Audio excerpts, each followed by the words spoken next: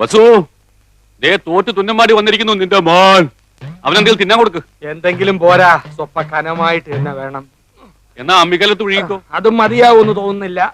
പൊരിഞ്ഞ പോരാട്ടമല്ലായിരുന്നു. എന്നിട്ടാണോ നീ തോറ്റത്?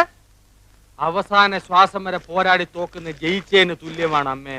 അരശിമുട്ട് കുടുംബ തൈപ്പറമ്പുകാരോടാണ് തോറ്റത്. ഞാൻ വിക്ടറിക്കാരോട് മത്സരിച്ച ധീരമായിട്ട് തോറ്റത്, അല്ലാതെ തൈപ്പറമ്പുകാരോടല്ല. ആഹാ, ആ. വിക്ടറിയുടെ ക്യാപ്റ്റൻ അശോകൻ എവിടത്തെയാണെന്നോ എന്റെ വിചാരം.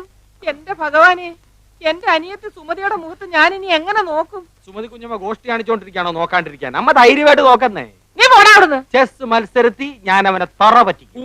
തലപ്പന്തുകളിലും ചീട്ടുകളിലും തോറ്റപ്പോഴും നീ ഇത് തന്നെ പറഞ്ഞത്. അത് പിന്നെ ഞാൻ ഒരുത്തം മാത്രം വിചാരിച്ചാ മതിയോ? കൂടെയുള്ള കോന്തന്മാരും കൂടെ വിചാരിക്കണ്ടേ? ചെസ്സിനാവുമ്പോ എന്റെ മണ്ട മാത്രം മതിയല്ലോ. എടാ മരമണ്ട, അതിലും നീ തോറ്റേച്ച് വന്നാലുണ്ടല്ലോ നിനക്ക് ഞാൻ പച്ച വെള്ളം തരത്തില്ല. പച്ചവെള്ളം ഫ്രീ ആയിട്ട് ഹോട്ടലിൽ നിന്ന് കിട്ടും. അമ്മ വിശന്നിട്ട് കുടൽ തിത്തൈ പാടുന്നു. അമ്മ വല്ലതും തിന്നാ എടുത്തു വയ്ക്കും. എടാ